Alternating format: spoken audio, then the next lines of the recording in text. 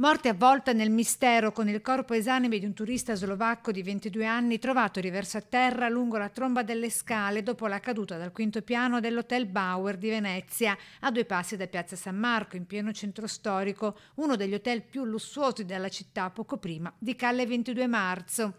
Dai primi accertamenti della polizia sembrerebbe trattarsi di un incidente. Il ragazzo sarebbe precipitato dalla scala antincendio dell'hotel nel cortile interno. Ma la dinamica è ancora tutta da ricostruire e in fase di accertamento, a cominciare dall'orario della tragedia, che è ancora da capire se è avvenuta nel corso della notte.